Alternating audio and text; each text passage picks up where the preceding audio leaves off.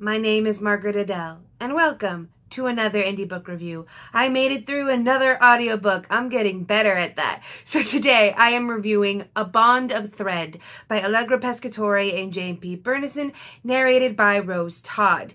Did I accept this review copy instead of the third book in Allegra Pescatore's high fantasy trilogy because I'm not ready to finish that one yet?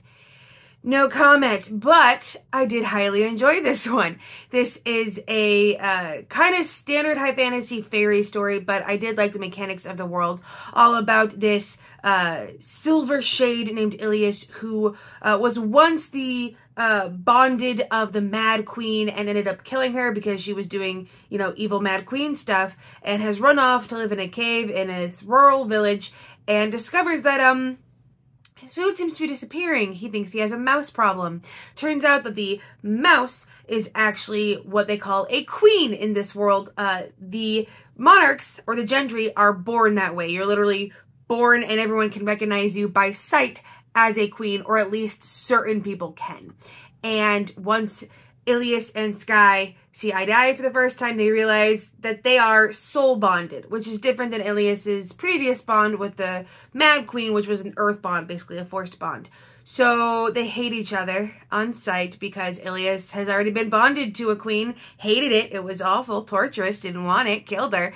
And Sky has been hunted for being a queen because there are like fairy wars going on, and a lot of the gentry and the monarchs are hunted down by the seated royalty that doesn't want threats to their power. So neither of them are happy with the situation, and they're already talking on how to exit out of the conversation, but debating how much to say here because of plot. Things happen, and they end up trapped in Ilias's cave for a decently long period of time with a bunch of the other villagers while a threat looms outside. So you have that classic, we're all trapped together, how do we survive? Tensions rising, stepping on each other's toes, as well as they have to learn to work together, even as much as they're like, we're going to go our separate ways the minute this is over. The minute this is over, we're gone. But of course, feelings begin to happen. And I really liked the narrator here, trying to give a voice to characters that are so clearly would have a different voice than the narrator is always tricky. But Rose's voice for Ilias wasn't like picture perfect. Obviously his voice probably would have been a lot deeper, but it was pretty good. And I loved her voices for other characters like the village mayor and a member of the fair folk, a skitterling called Mycelica. Loved her voice, even as much as I would not want to actually like listen to it long term.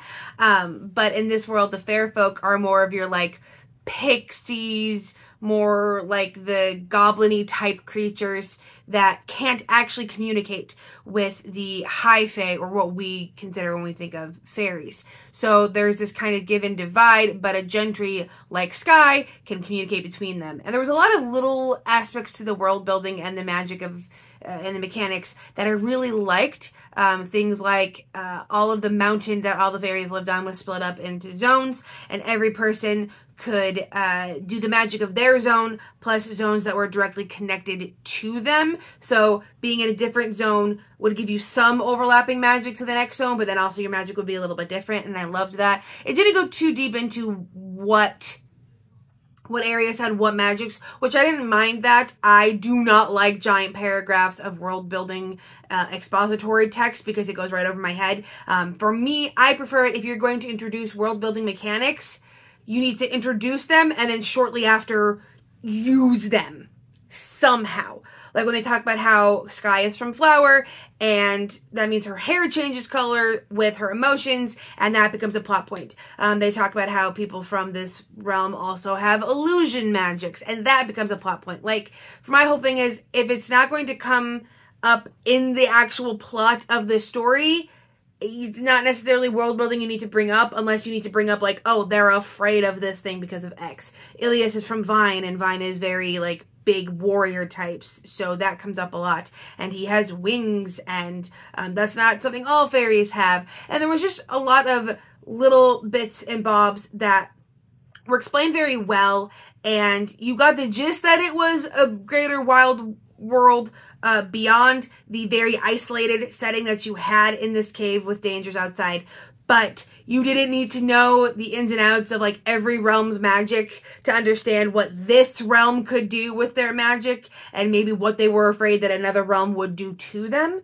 But I also loved that there were a lot of heavy themes because a lot of this is stuck in one place with people just being forced to sit around and wait, maybe for help, maybe for the worst to happen, they don't know.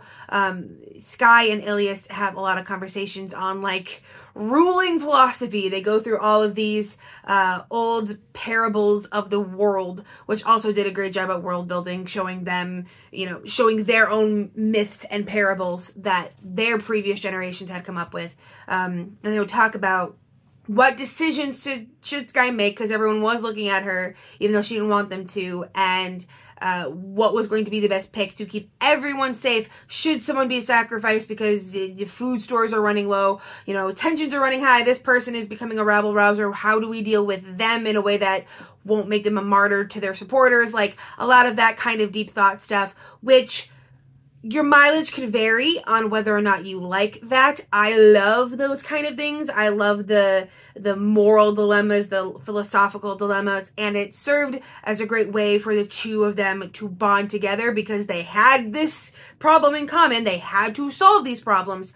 And by talking it out and coming together to figure it out and compromise, you see the relationship growing. So not only does it forward the plot of everyone is caught and trapped and dangerous thing, but also it forwards the romance between the two. I also love the concept of this world, and it sets it up beautifully for a long-term series that a queen like Sky would have technically several bonded. Now, I believe, according to the mechanics of this world, that only one of her bonded is going to be like a romantic partner, or only one is like really destined to be a romantic partner, her heart. And then there are other like positions and titles among other bonded. And they even bring it up in the story that Ilias can't help her with everything that a ruler would need to be helping her with, because a ruler isn't meant to just have one bonded. And now that they're together, other bonded are gonna start showing up. They're gonna feel like the magic-y call of your ruler is calling you or whatever. And I love that concept of like there's such juicy tension in that, like, is the next bonded gonna show up? Who's it gonna be? Is it gonna be one of these people that Ilias seems to think it is? Like, I love that aspect. And hopefully in future books you see the other bonded pop up, as well as this book ends on a bit of a cliffhanger. Sky doesn't have any of her memories and no magic, which is very strange for this world.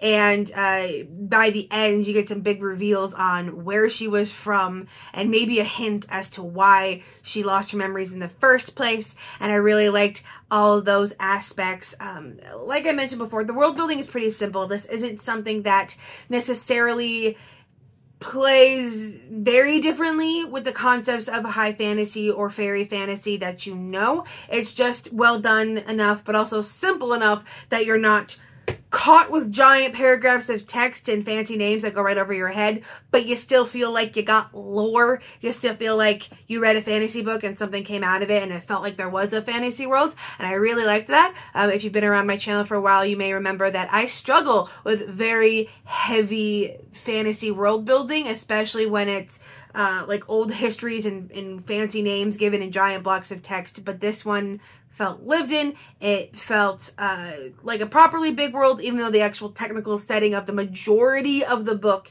is in this one cave system. I also loved, again, the narrator. She did a fantastic job with all of the different inflections. I still did not listen to the entire thing in audiobook. I almost never do at this point. I can't do sex scenes in audiobook form. I can't. I just, like, I sit there and I start imagining what the narrator is thinking that they're reading a sex scene for their job, and I go down a rabbit hole. I can't do it. So give or take about the last third, the last 100 pages, I just read the flat e-copy, which is why I also, whenever authors offer me an audiobook copy, I also also ask for some kind of PDF copy for both notes and if I need to tap out. But I was able to listen to this at 1.4 speed, which I know is slow for other people, but that's like as fast as I can get it. And the inflection and the character of the narrator still came through very well. I could still tell, if not the exact character that was speaking, then at least the type of fairy that was speaking. You know, the Mosskins spoke differently than the Skitterlings, and you could tell that like at first listen, and I really like that aspect.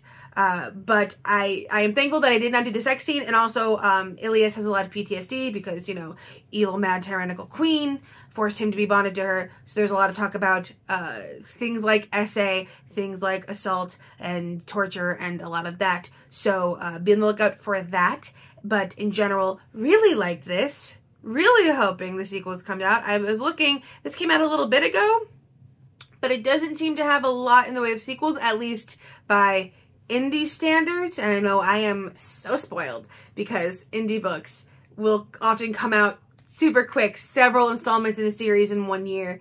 And I by no means want to push any indie authors beyond what they can, you know, safely do for their mental health, but I would love the sequel to this one. It was excellently done. I gave it 5 stars. Would highly recommend for all fans of fairy stuff or high fantasy stuff or fairy romance and the like. It was very good, and there are some big things. That last big reveal at the end of the book, I want to know. I want to know who it is. So I guess, like, you know, I need the sequel. And with nothing else to say, I hope you have a wonderful day and a marvelous tomorrow.